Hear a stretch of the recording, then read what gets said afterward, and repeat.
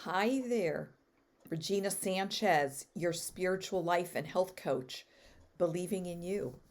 Welcome today to my video and podcast, giving you a fresh start. Today I have a topic that's kind of exciting, I think, to talk with you about. I'm titling it uh, "What Needs to Be in Your Life Revived or Rejuvenated or Restored." Right? Sometimes, in life we have unhealed trauma and woundings that can cause us to live in a survival mode. I know I did for many, many years of my life. I lived in that survival mode, right? But that's not God's plan for us. He wants us to thrive in life, He wants us to enjoy life. He wants us to have abundant life. I mean, and that's actually what He says in the Bible. He, Jesus said this that the enemy comes to steal, kill, and destroy, but I have come to give you life and to give it to you more abundantly. That's what He wants. He wants us to be living abundantly. And I'm not saying or using that terminology in living, in this prosperity fashion or whatever, although that's part of it. But it's His desire for us to have abundance in every aspect of our life, to have joy and peace and love and relationships and finances and enjoying life, enjoying our careers, loving our families, having overall abundance. That is truly, His heart for us. But so many times the woundings and the trauma, the unhealed trauma in our life can cause us to live in survival. We do just, what needs to be done every day. We go to work, we come home, we eat dinner, we watch TV, we go to bed, we get up, and we do the cycle over and over again. And we live in this mode of sort of status quo. It's just like we're just moving along, doing what we need to do. Or our woundings or our unhealed trauma can, cause us to become workaholics. We don't literally know how to have fun. We don't know how to add joy into our life. And let me tell you, I have been there so many times. And even though for, I think 16 years, at least it was 16 years, I was a stay-at-home mom. I homeschooled. So it wasn't like I was out of the house working, but I was working.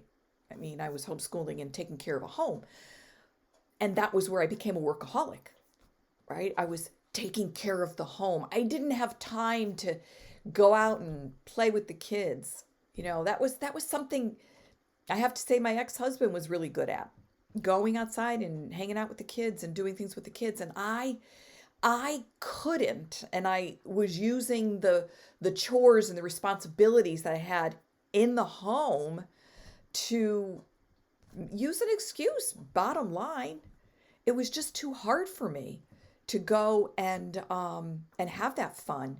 And when you are living in a mode of abuse, um, it sucks the life out of you, right? It makes it hard, and you become in that survival mode. And because I lived, as a child in abuse, I had that struggle with fun and I had that struggle with learning. I mean, I did go outside and play, I did do that for sure.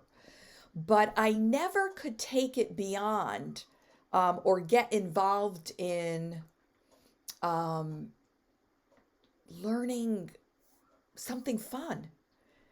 At one point in my life, I wanted to take ballerina lessons. I wanted to be a ballerina, at least take lessons. Would I ever become a ballerina? Probably not.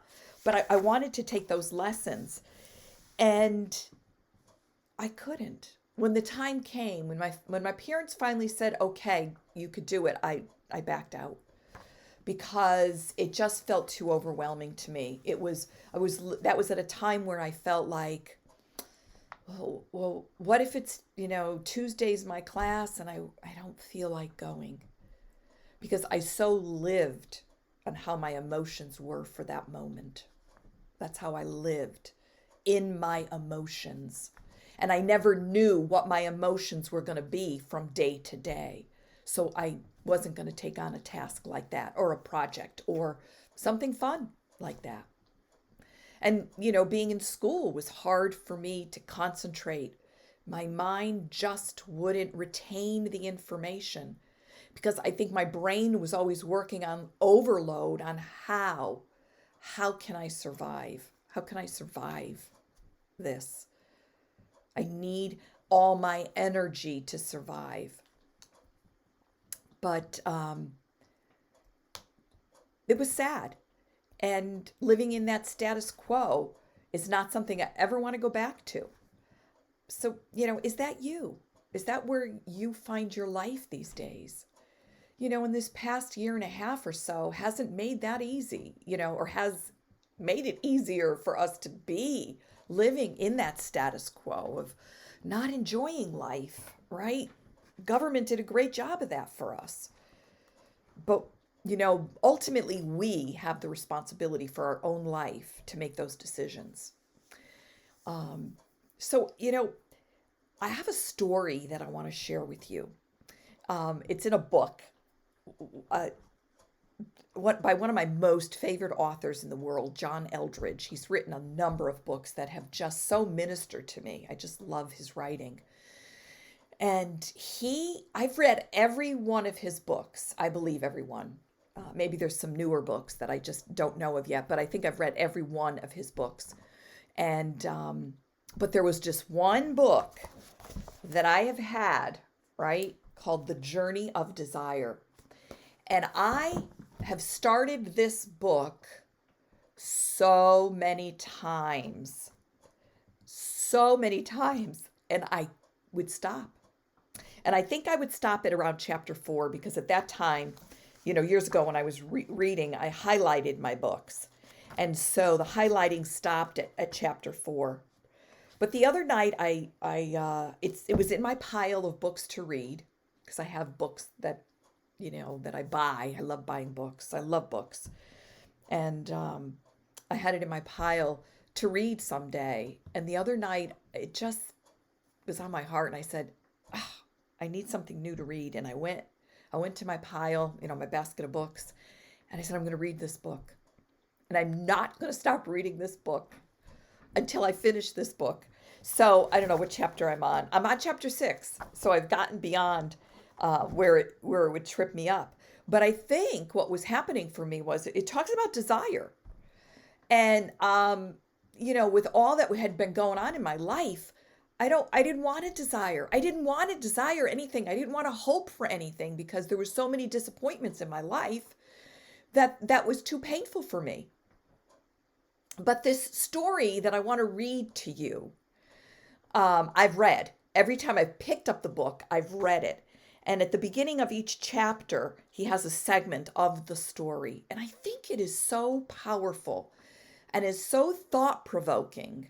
And I'm actually going to have it in a link below in the video and podcast, excuse me, for you to download and read it and meditate on it and think about it and think, is this me, right? Or is this you? Because it was me for years, right? So, all right, I'm going to just take a sip of water and I'm going to read about the sea lion. Once upon a time, there lived a sea lion who had lost the sea. He lived in a country known as the Barren Lands, high on a plateau far from any coast. It was a place so dry and dusty that it could only be called a desert. A kind of coarse grass grew in patches here and there, and a few trees were scattered across the horizon, but mostly it was dust. And sometimes wind, which together makes one very thirsty. Of course, it must seem strange to you that such a beautiful creature should wind up in a desert at all. He was, mind you, a sea lion. But things like this do happen. How the sea lion came to the Barren Lands, no one could remember. It all seemed so very long ago. So long, in fact, it appeared as though he had always been there. Not that he belonged in such an arid place. How could he be? He was, after all, a sea lion. But as you know, once you have lived so long in a certain spot, no matter how odd you come to think of it as home. Right? I'm just going to pause here for a minute and read that last sentence again. But as you know, once you have lived so long in a certain spot, or so long in a certain emotion, or so long in a mode of thinking, that no matter how odd it is to you, you come to think of it. There was a time many years back when the sea lion knew he was lost. In those days, he would stop every traveler he met to see if he might help him find his way back to sea. But no one seemed to know the way. Once he searched, but never finding. On he searched, but never finding. After years without success, the sea lion took refuge beneath a solitary tree beside a very small water hole.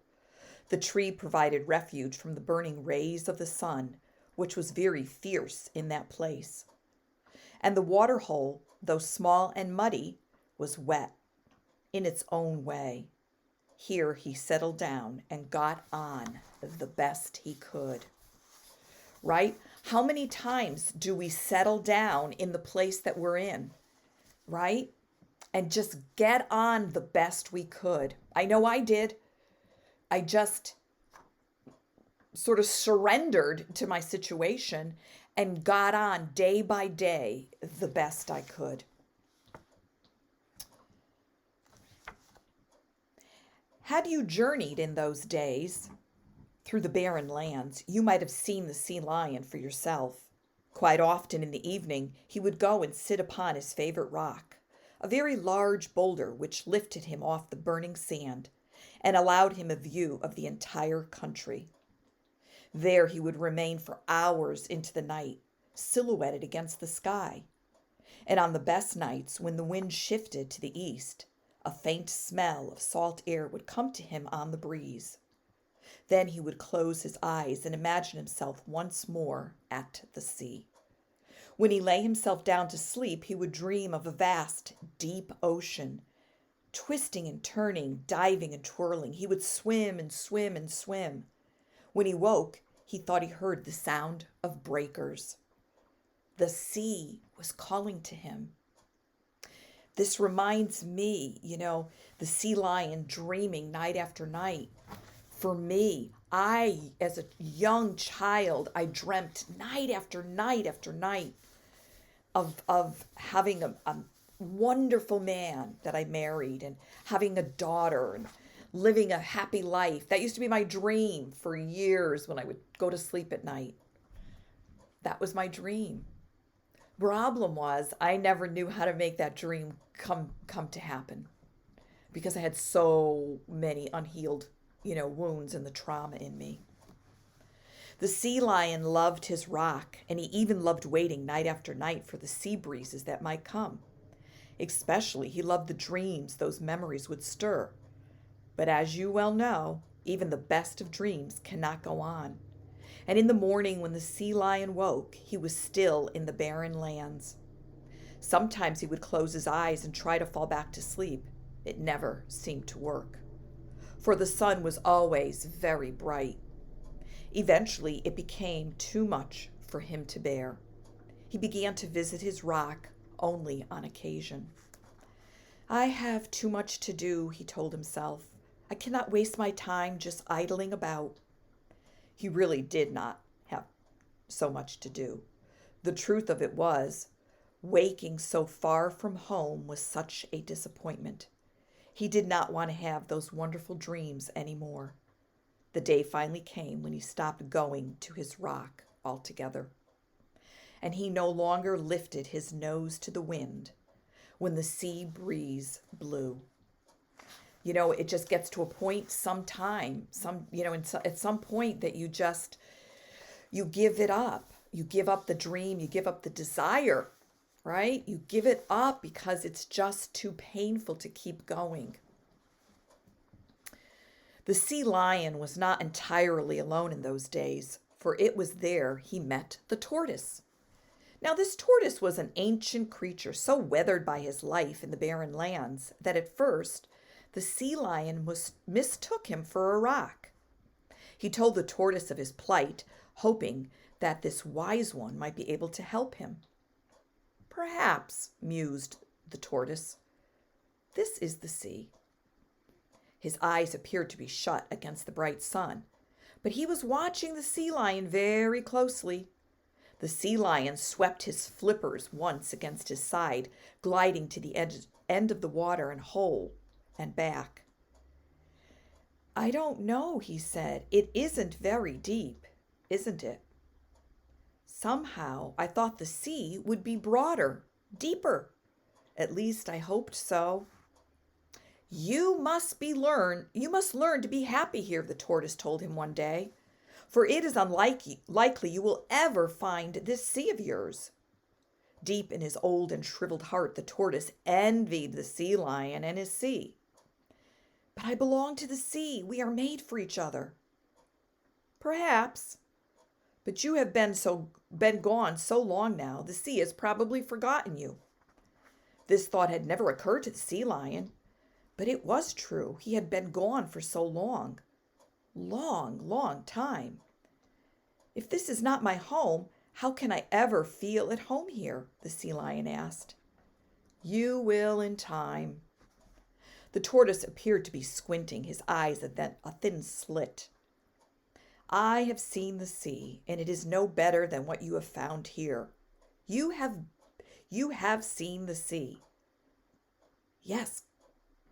Come closer, whispered the tortoise, and I will tell you a secret.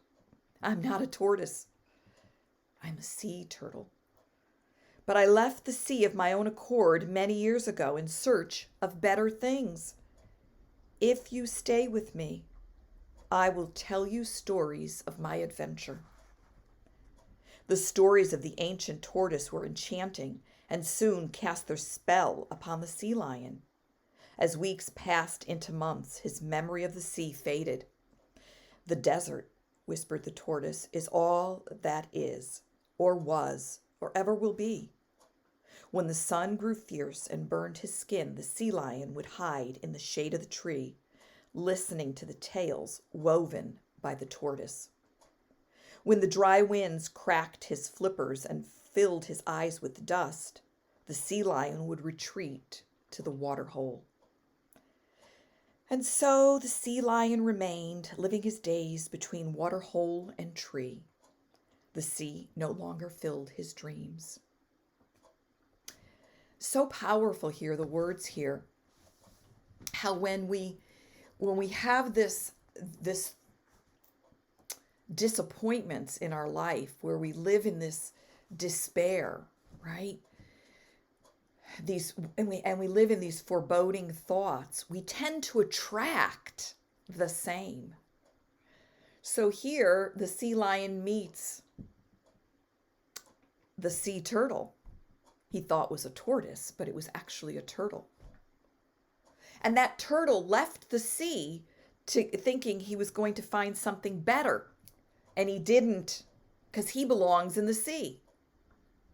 And he's trying to pull the sea lion with him. Are there people in your life that you can associate with, that are sort of, that you can, ho-hum with, that you can sort of constantly talk about the issues in your life and the things that are going wrong and how hard life is and how you wish things could be different and, et cetera, et cetera.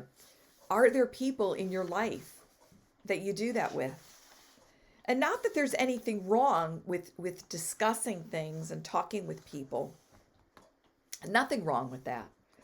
But if that becomes, the mode of your relationship, then maybe there is some thinking you need to do to perhaps redirect that relationship or move away from it. It was in May that the winds began to blow. The sea lion had grown used to the wind, and at first he didn't pay much heed to it at all. Years of desert life had taught him to turn his back in the direction from which the wind came and cover his eyes with his flippers so that the dust would not get in. Eventually, the winds would always pass. But not this time. Day and night it came, howling across the barren lands. There was nothing to stop its fury, nothing to even slow it down. For 40 days and 40 nights the wind blew, and then, just as suddenly as it had began, it stopped. The sea lion lifted himself to have a look around, and he could hardly believe his eyes. Every single leaf had been stripped from his tree. The branches that remained, with only a twig or two upon them, looked like an old scarecrow. And I do not need to tell you that there was no longer any shade in which to hide. But worse than this, much worse indeed, was what the sea lion saw next. The water hole was completely dry. Just such a powerful story. I just love the story. Like I said, I have read that story so many times. And just like the sea lion who was lost away from home, away from the sea, living in the desert, not knowing how to get back to the sea, thinking that this water hole was enough water for him, that, okay, maybe it's the sea. Maybe this is what I have to surrender to. And this little shade tree to keep me from getting my skin, scorched from the sun. But in the end, the winds came and the storms came and blew away all the leaves on the tree and blew the water out of the hole. And now he was truly in a barren, parched land, not where a sea lion belongs. And there are so many people out there that are living in a place, and I'm not saying in your specific home or in your community or your town or country or state or whatever. I'm talking about living in a mode where you shouldn't be. Living in despair, relinquishing any dream you might have had, any hopes, any wishes. I remember listening to a teaching years ago by a pastor. I think it was about, igniting your imagination or something. And he was sharing a story how he had a couple that he was ministering to, and they had they were at a very difficult point in their marriage. There was a lot of struggling, a lot of fighting. So they met with this particular pastor, and he sat with them, and he just could see the pain in this man's life. And he said to the man, was there ever a time that there was something in your life that you wanted to do that you didn't accomplish, that you never followed through with? And the man sat quietly for a few moments and said, yeah. And he hung his head. He said, yes. Years ago, when we first got married, I wanted to be a lawyer. My heart burned and ached to be a lawyer. But my wife said, no, I won't support you in that. So he relinquished and decided to follow another career path. But that burning desire never went away. It got stuffed somewhere in his heart, in his mind, in his soul, somewhere. And it caused, their relationship eventually, after many years, to be in turmoil and to be in strife and to have problems. I don't know the rest of the story. I don't know whether, she had a change of heart and he had a change of heart and he went and pursued his career of wanting to be a lawyer. I don't know. But how many of us have dreams, hopes, wishes, desires that have not been fulfilled, and that live in this place where nothing good will happen, nothing good ever happens to me. It's too late to do this. I can't change this. It's not a place to live. So if you are there, my friend, don't stay there. Take some time, download the little link below and read the story again. Let it minister to your heart. Let it ignite a desire. Let it begin a journey of desire for you. Because you're worth it. And there is a plan and a purpose that God has created you. You know, the Bible says that there's a book in heaven that God has, that he wrote our story. It's in there. And, you know, sometimes I laugh with my friends and I say, I wish I could go to heaven and get the book and read it and understand what his plan for me is, so that I know that I'm in his will or what I have to look forward to. But I don't have the book. But that doesn't mean I can't get the plan. And that doesn't mean I can't listen to what he's telling me and what he has for me. So if you are there and if you are struggling in this emotional state and you want that journey of desire, let's talk.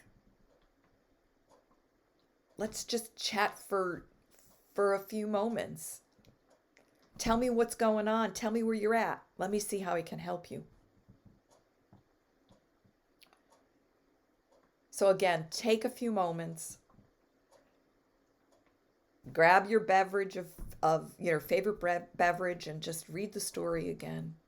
Let it minister to you. Let it open up some thought processes to see if there's some issues in your life, some dreams unfulfilled, some heart pain, some traumas that you need healing from, so that you can move forward in life and thrive, live abundantly, because that's God's plan for you.